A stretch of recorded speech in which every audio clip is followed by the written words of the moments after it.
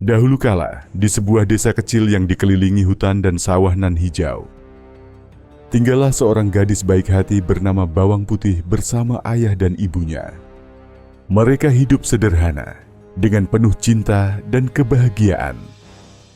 Namun, seperti langit yang berubah, datanglah badai dalam kehidupan mereka.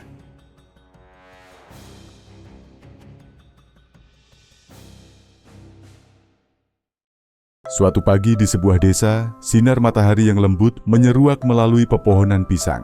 Tampak Bawang Putih membantu ayahnya membersihkan halaman rumah. Kamu anak yang baik, Bawang Putih. Ayah sangat bangga padamu. Aku senang bisa membantu ayah. Bagi Bawang Putih, ayah adalah segalanya. Di dalam rumah desa tradisional berbahan kayu dengan dinding anyaman bambu, ibu Bawang Putih telah lama sakit. Hari itu, tubuhnya semakin lemah. Jadilah anak yang baik, Bawang Putih. Ibu selalu mencintaimu. Ibu, jangan tinggalkan aku. Sore hari setelah pemakaman ibunya, hujan gerimis masih turun dari langit. Hari itu, Bawang Putih kehilangan satu-satunya pelindung dalam hidupnya. Beberapa bulan setelah kepergian ibunya, sang ayah membawa pulang seorang istri baru. Mereka menikah dengan acara sederhana di rumah sang istri. Mulai sekarang kamu harus lebih rajin, Bawang Putih. Rumah ini butuh tangan yang cekatan. Baik, Bu. Setiap sore Bawang Putih duduk sendirian di beranda bambu. Sejak hari itu, hidup Bawang Putih tidak lagi sama. Beberapa bulan kemudian, ayah Bawang Putih jatuh sakit. Kondisinya terus memburuk dan tak ada yang bisa dilakukan. Jadilah anak yang kuat dan sabar, anakku Bawang Putih. Ayah, jangan tinggalkan aku. Kini Bawang Putih benar-benar kehilangan satu-satunya orang yang mencintainya. Sejak ayahnya tiada, Bawang Putih harus mengerjakan semua pekerjaan rumah. Mulai dari mencuci, memasak, hingga membersihkan halaman. Walau lelah, Bawang Putih tak pernah mengeluh.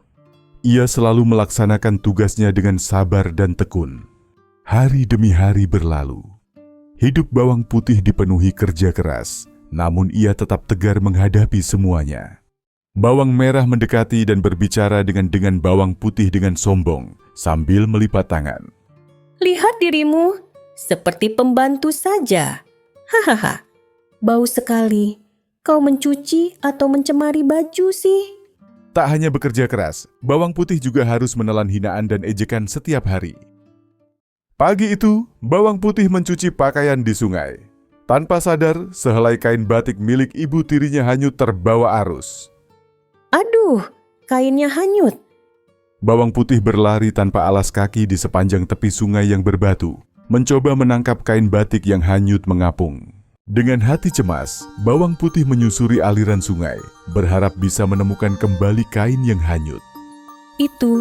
Apakah itu kainnya? Tanpa mengenal lelah, ia terus berjalan, menembus hutan, mengikuti arus sungai yang kian dalam. Di pinggir sungai yang tenang, Bawang Putih menemukan sebuah gubuk kecil, dan seorang nenek tua yang tampak bijak duduk di depannya. Nak, engkau mencari sesuatu ya? Nenek tua itu menyambut Bawang Putih dengan senyuman dan secangkir minuman hangat. Mulailah kisah takdir yang akan mengubah hidupnya. Sejak pagi buta, Bawang Putih mulai membantu sang nenek dengan sepenuh hati. Kau rajin sekali, Nak. Jarang ada gadis sepertimu. Sudah seharusnya saya membantu, Nek. Hari demi hari, Bawang Putih membantu dengan tulus. Ia tak pernah mengeluh sedikit pun.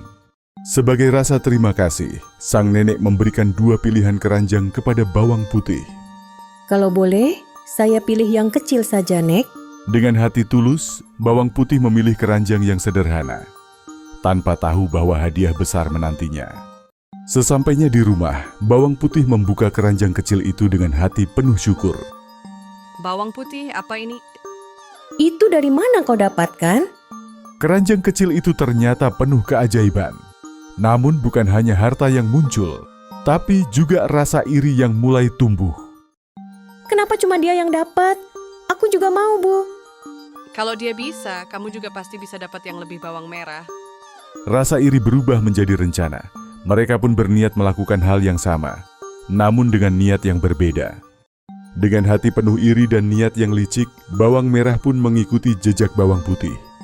Cepat buka, aku juga kehilangan kain. Nenek tua menawarkan kebaikan. Tapi bawang merah tak sudi membalasnya dengan hormat. Tanpa ragu dan tanpa bertanya, bawang merah langsung memilih keranjang yang paling besar dan mencolok. Nenek itu hanya tersenyum kecil. Ada pelajaran besar menanti bawang merah. Dengan penuh rasa bangga, bawang merah pulang membawa keranjang besar, tanpa tahu apa yang menanti di dalamnya. Ibu, ayo kita buka sekarang. Aku yakin isinya emas semua. Ah, apa ini? Ular? Kalajengking? Ruangan menjadi redup dan sunyi setelah kekacauan itu. Bayangan berat dan suasana hati muram. Kini mereka sadar, hadiah yang didapat tak seindah yang dibayangkan. Setelah mengalami kejadian yang mengerikan, mereka menyadari kesalahannya. Dengan tulus, mereka memohon maaf dan berharap diampuni. Aku memaafkan kalian. Sejak hari itu, mereka hidup rukun dan saling menyayangi. Kini, mereka hidup dalam harmoni, saling membantu dan menyayangi. Persaudaraan yang dulu retak kini tumbuh kembali, penuh cinta dan tawa. Dan mereka pun hidup bahagia selamanya.